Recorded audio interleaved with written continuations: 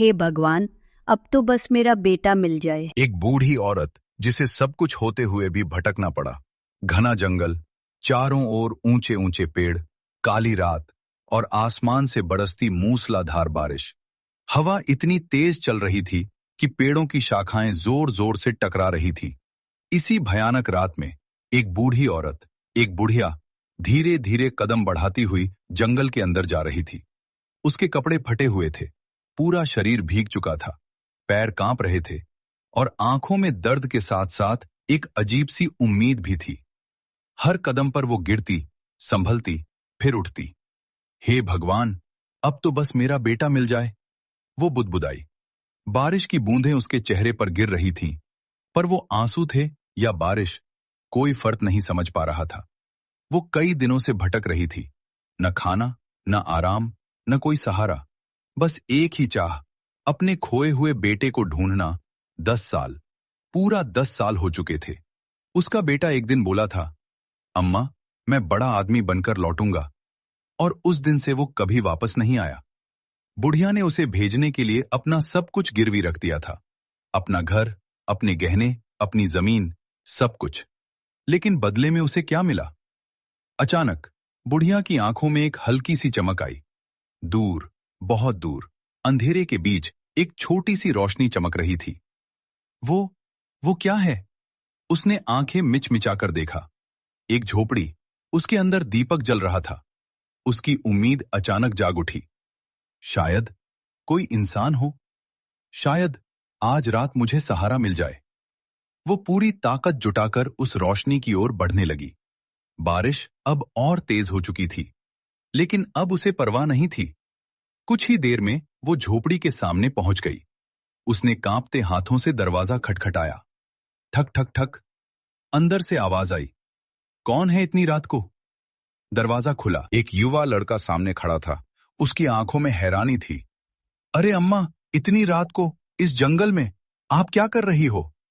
बुढ़िया कांपती आवाज में बोली, बेटा, मैं रास्ता भटक गई, बहुत दूर से आ रही हूं। लड़के ने उसे ऊपर से नीचे तक देखा। भीगे कपड़े, कमजोर शरीर, थका चेहरा। उसका दिल पिघल गया।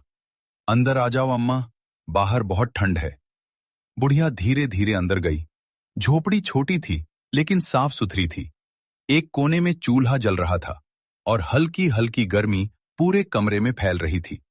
लड़के ने जल्दी से एक सूखी साड़ी लाकर दी।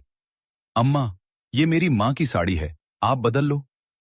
बुढ़िया की आंखें भर आईं। बेटा, तू बहुत अच्छा है। वो धीरे धीरे साड़ी बदल कर आई। लड़के ने उसे गरम खाना दिया। लो अम्मा, पहले कुछ खा लो। बुढ़िया ने कई दिनों बाद खाना देखा था। उसके हाथ कांप रहे थे।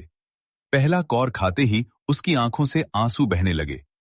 खाना खाने के बाद लड़के ने धीरे से पूछा, अम्मा, ऐसी क्या बात हो गई जो आपकी ये हालत हो गई? बुढ़िया कुछ देर चुप रही, फिर उसकी आंखों से आंसू बहने लगे। बेटा, मेरा एक बेटा था, वो बाहर जाना चाहता था। मैंने उसे भेजने के लिए अपना सब कुछ गिरवी रख दिया। सोचा था वो लौटेगा तो सब ठीक हो जाएगा। उसकी आवाज टूट गई। पर 10 साल हो गए, वो आज तक वापस नहीं आया। मैं उसे ढूंढते ढूंढते यहां तक आ गई। पूरी झोपड़ी में सन्नाटा छा गया। लड़का कुछ पल चुप रहा, फिर उसने मुस्कुराते हुए कहा, कोई बात नहीं अम्मा, आज से यही आपका घर है, आप यहीं मेरे साथ रहो। बुढ़िया चौंक गई। नहीं बेटा, मैं बोझ बन जाऊंगी। लड़का बोला, मां कभी बोझ नहीं होती। मेरी मां भी अब इस दुनिया में नहीं है। अगर आप यहां रहें तो मुझे लगेगा मेरी मां वापस आ गई। बुढ़िया की आंखों से आंसू बह निकले। उसने धीरे से कहा, ठीक है बेटा, मैं यहीं रहूंगी। उस रात बाहर बारिश थम चुकी थी, लेकिन बुढ़िया के दिल में तूफान अभी भी चल रहा था। वो सो नहीं पा रही थी। उसके मन में कई सवाल थे। क्या मेरा बेटा सच में जिंदा है? क्या वो मुझे भूल गया, या उसके साथ कुछ बुरा हुआ? और सबसे बड़ा सवाल, क्या मैं सही कर रही हूं यहां रुककर? वो छत की ओर देखते हुए सोचती रही। धीरे धीरे उसकी आंख लग गई। सुबह की पहली किरण जब जंगल के पेड़ों के बीच से झोपड़ी पर पड़ी, तो एक नई शुरुआत का एहसास हुआ। बारिश थम चुकी थी, हवा में मिट्टी की खुशबू घुली हुई थी। बुढ़िया धीरे धीरे आंखें खोलती है। कुछ पल के लिए उसे समझ ही नहीं आता कि वो कहाँ है। फिर उसे पिछली रात की सारी बातें याद आती हैं। जंगल, बारिश और वो दयालु लड़का। एक नए दिन की शुरुआत। वो उठकर बैठती है। देखती है कि लड़का पहले ही जाग चुका है। वो चूल्हे पर कुछ पका रहा था। अरे अम्मा, आप उठ गईं? वो मुस्कुराकर बोला। बुढ़िया ने धीमे से कहा, हाँ बेटा। लड़का बोला, आप आराम करो, मैं नाश्ता बना रहा हूं। बुढ़िया की आंखें भर आईं। उसे ऐसा लगा जैसे उसका अपना बेटा सामने खड़ा था। दिन बीतने लगे। बुढ़िया अब उस झोपड़ी में रहने लगी थी। वो घर के छोटे छोटे काम करने लगी। झाड़ू लगाना, खाना बनाना, पानी भरना। लड़का हर दिन जंगल से लकड़ियां लाता और दोनों साथ बैठकर खाना खाते। धीरे धीरे एक अजनबी रिश्ता माँ बेटे के रिश्ते में बदलने लगा। लड़का उसे अम्मा कहकर बुलाता और बुढ़िया उसे अपने बेटे की तरह प्यार करने लगी। लेकिन उसके दिल के एक कोने में अभी भी दर्द था, अपने असली बेटे का दर्द। यादों का बोझ। रात को जब सब शांत हो जाता, बुढ़िया बाहर बैठकर आसमान की ओर देखती और धीरे से कहती, कहाँ हो बेटा? उसकी आंखों से आंसू टपकने लगते। लड़का कई बार उसे ऐसे रोते देखता, पर कुछ कह नहीं पाता। एक दिन उसने हिम्मत करके पूछा, अम्मा, आप अभी भी उसे याद करती हो ना? बुढ़िया ने हल्की मुस्कान के साथ कहा, माँ कभी अपने बच्चे को भूल सकती है क्या? लड़के की अपनी कहानी। उस दिन लड़का भी चुप नहीं रहा। उसने पहली बार अपनी कहानी बताई। अम्मा, जब मैं छोटा था, मेरी माँ मुझे छोड़कर चली गई। मैं अकेला रह गया। तब से मैं खुद ही अपना ख्याल रखता हूं। इसलिए जब मैंने आपको देखा तो लगा जैसे मेरी माँ वापस आ गई। बुढ़िया का दिल पिघल गया। उसने लड़के के सिर पर हाथ रखा। अब तू अकेला नहीं है बेटा, मैं हूं तेरे साथ। उस दिन के बाद उनका रिश्ता और गहरा हो गया। मन का डर। लेकिन बुढ़िया के मन में एक अजीब सा डर भी था। अगर मेरा असली बेटा वापस आ गया तो क्या मैं इस लड़के को छोड़ पाऊंगी? क्या दोनों के बीच में बंट जाऊंगी? वो खुद से ही लड़ती रहती। समय बीतता गया। कुछ दिन, फिर कुछ हफ्ते। अब वो झोपड़ी सच में एक घर बन चुकी थी। हंसी गूंजने लगी थी। चूल्हा रोज जलता था और पहली बार बुढ़िया ने सुकून महसूस किया। एक अनजाना संकेत। एक रात अचानक तेज हवा चलने लगी। दरवाजा अपने आप हिलने लगा। ठक ठक ठक। बुढ़िया चौंक गई। इतनी रात को कौन हो सकता है? लड़का धीरे धीरे दरवाजे की ओर बढ़ा। उसका दिल जोर जोर से धड़क रहा था। उसने दरवाजा खोला और जैसे ही दरवाजा खुला, सामने एक अजनबी आदमी खड़ा था। उसके कपड़े फटे हुए थे, चेहरा थका हुआ, आंखों में दर्द और शरीर पर कई घाव। वो कमजोर आवाज में बोला, पानी, थोड़ा पानी मिलेगा? बुढ़िया ने जैसे ही उसे देखा, उसका दिल जोर से धड़कने लगा। कुछ तो था उस चेहरे में, कुछ जाना पहचाना, कुछ ऐसा जो उसकी रूह तक को हिला गया। अंदर का तूफान। बुढ़िया के हाथ कांपने लगे। उसकी सांसें तेज हो गईं। ये कौन है? लड़के ने तुरंत उसे सहारा देकर अंदर बैठाया। अरे अम्मा, पहले इसे पानी दो। बुढ़िया जैसे किसी सपने में थी। वो धीरे धीरे पानी लेकर आई और उस अजनबी को दिया। जैसे ही उसने पानी पिया, उसकी नजरें बुढ़िया से मिली। दोनों कुछ पल के लिए एक दूसरे को देखते रहे, जैसे समय थम गया हो। आने वाला तूफान। बुढ़िया के दिल में एक ही सवाल गूंज रहा था, क्या ये मेरा बेटा हो सकता है? लेकिन डर भी था। अगर ये वो नहीं हुआ तो? और अगर हुआ तो मैं क्या करूंगी? झोपड़ी में 3 लोग थे, लेकिन उस पल हर किसी के दिल में अलग अलग तूफान चल रहा था। झोपड़ी के अंदर सन्नाटा छाया हुआ था। चूल्हे की धीमी आग जल रही थी और बाहर हवा फिर से तेज होने लगी थी। अजनबी आदमी जमीन पर बैठा था। उसके हाथ कांप रहे थे, चेहरा थका हुआ और आंखों में गहरा दर्द। बुढ़िया उसे लगातार देखे जा रही थी। उसका दिल कह रहा था, ये वही है, लेकिन दिमाग डर रहा था, कहीं मैं गलत ना हो जाऊं। लड़के ने पूछा, भाई तुम कौन हो और इस हालत में यहां कैसे पहुंचे? अजनबी ने गहरी सांस ली मेरा नाम अर्जुन है।